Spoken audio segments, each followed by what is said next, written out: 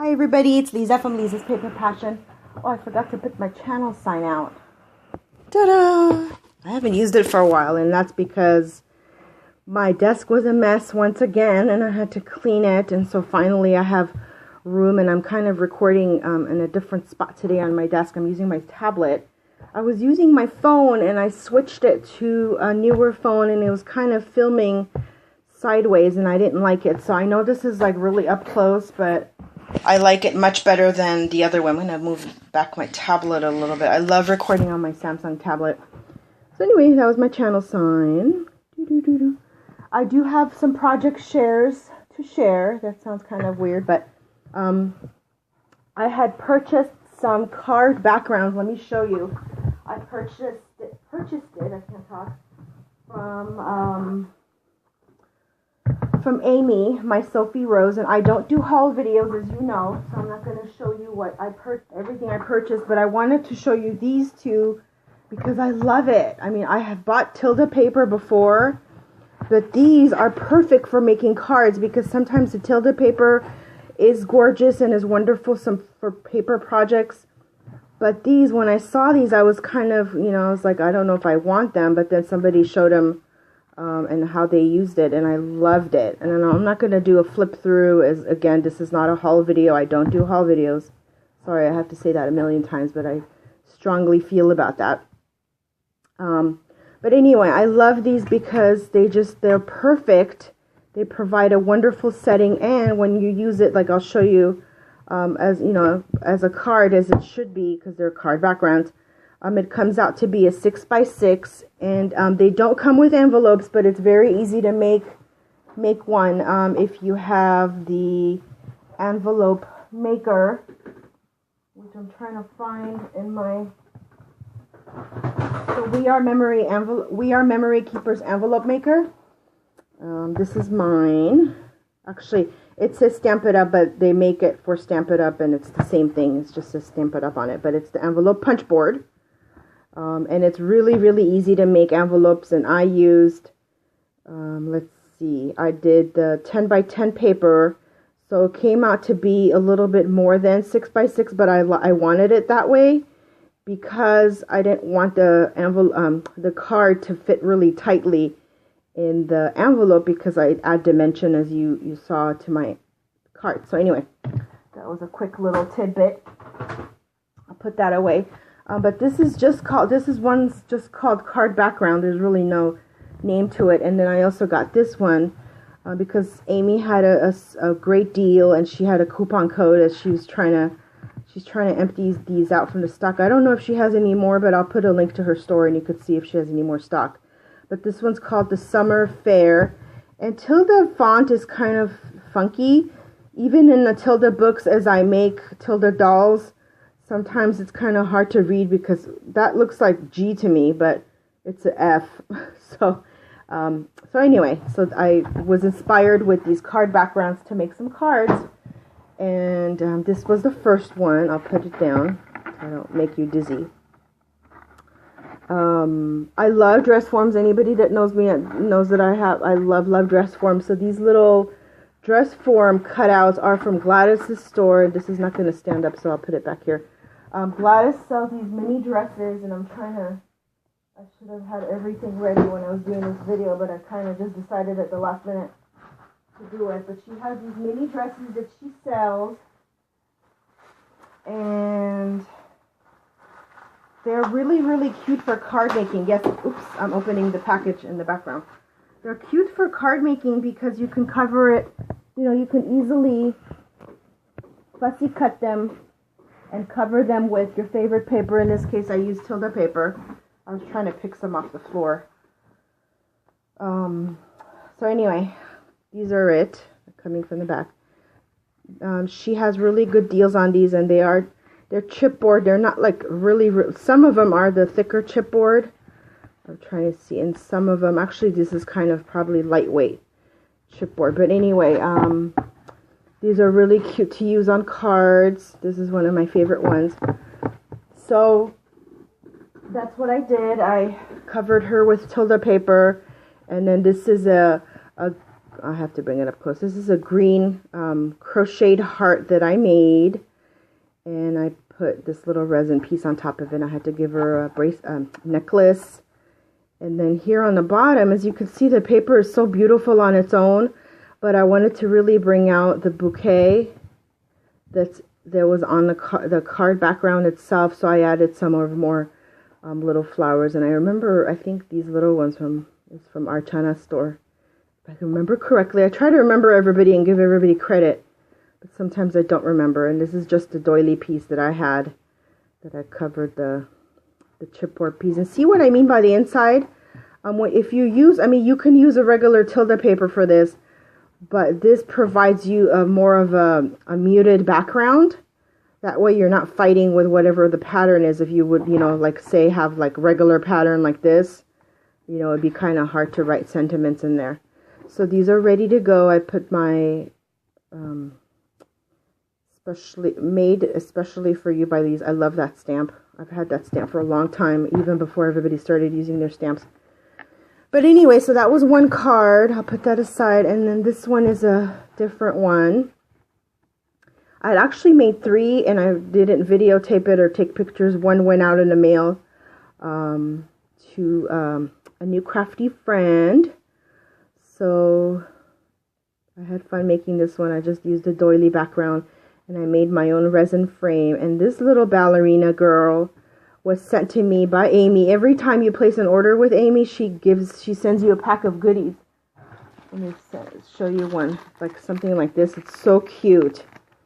And this little flat ballerina, I've never seen these flat ballerinas. Usually the ones you see are ones like this. And she has sent me one of these also in another pack when I ordered something else. So I did get one of these. But this one, see, she's a flat one.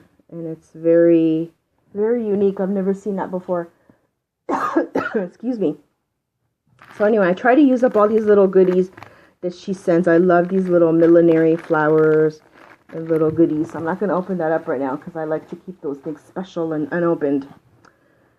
And then just use some really pretty trim on the bottom and put some bling on it on top of the trim, and made a bow here for the flower. And again, inside of the card is plenty of space for you to write with. So that's the second card. And I did make my own envelope, and I'm not going to show you the front end. On the back of it, I stamped a bingo stamp that I had, and it didn't come completely through. But I wanted to show you how these easily fit in there. And the front of it already has my address, so I'm not going to flip it over. But see how this fits in perfectly? Ready to mail. And you do need extra postage, of course, on these, so don't forget to do that because they are 6x6 and it has dimensions, so they are thicker. The other things I wanted to show you real quick. Let's see, I'm at the 8-minute mark and I better start talking faster. I purchased a template from Sandra, and I'll put the link to the template. And she sells these templates. They're copyrighted. So be careful with that because they are copyrighted. That's all I'll say. But she gives you everything you need to make a bow. She gives you the template, I should say, and I'm not going to show it to you because she asked me not to show you the template. But I do want to show you what I created. So that's the bottom of it, and then it's 2 bows, well, not 2 bows, but like 2 layers. And then I just added some lace and then one of my Wanda flowers. So that's one style. I used Tsunami Rose Designs digital prints for that one. And then this one, I really like how this came out. I don't remember the paper, so don't ask me. I think it was, I'm like 89% sure it was die cuts with a view. They, come in different shades and everything. So again, there's the bow on the bottom, the base. I am going to try to make a smaller version because these are beautiful for cards. Like if you were to make like a 6x6 card, let's say, and put that on there. But I want to try to make a smaller version of it too. So we'll see how that goes. And then you do need something that's really fluffy in the middle because it kind of goes down. See, it's like a little valley right there. So, which is fine because then you just put your own lace and flowers in there. So those are my bow cards. I'm really happy how those came out. Thank you, Sandra, for creating that copyrighted template. So the last thing, I'm sorry about that. The last thing I wanted to show you, and I wanted to spend more time on this, but I didn't want to make a really long video, is I saw a video on YouTube, and I cannot remember the name. I'll try to find it because I was inspired by her. So I'll try to find it and link it, but I always like to give credit when credit is due, because this is not my idea. So I wanted to make a Tilda version of it because I'm totally Tilda. I know I sound like a valley girl, but so you'll never guess what I made this out of. Okay, it's going to come from the back, so don't get scared. Okay, here it is. And I'm probably not going to get all of it in the camera. I should have probably taped this version in a different place. Do it this way. Okay, so these are two, it's like kind of like a book, but I used my sewing bird paper, Tilda sewing, and it's really interesting. I've never tried anything like this before. You'll see what I mean when I open it. Let me move some stuff back here. Okay, so it opens up like a book. But guess what this is, guys? It's canvas. I left the wood there because I really like the raw look. But if you take a canvas and just flip it in the back, that's what this is. And that's what she did in her project. And I just wanted to make like a kind of like a 2-page layout sort of, but all Tilda. So let me get kind of as close as I can. These are some flowers that I had in my stash. One of my resin blades, and a Tilda image, and this is also Tilda. Everything's pretty much Tilda except some of the embellishments. I tried to use Tilda when I could. And then this is one of my favorite trims that I'm going to be selling in my Etsy store pretty soon, so stay tuned for that. And then in her video, she attaches it with some hardware, but I didn't have the hardware and I wanted to finish this project, so I decided to just attach it with ribbon, which is the reason why, as I flip it forward, is why you'll see these gigantic buttons, is to cover the ribbons, because I glued them down with glossy accents. So back to the canvas. I'm really happy how this came out. And I'm thinking of even doing 2 little canvases. I know these are big, but I'm thinking of, I'm looking for like a 4x6 or 6x6. And wouldn't these make beautiful gifts, even if you do kind of like a configuration box kind of thing? So this is, I'll answer my own question. Yes, it would. This is a fabric flower that I made. And of course, the dress form from the sewing bird. I tried to use as many cutouts as I could from the paper collection. And this is a cutout as well.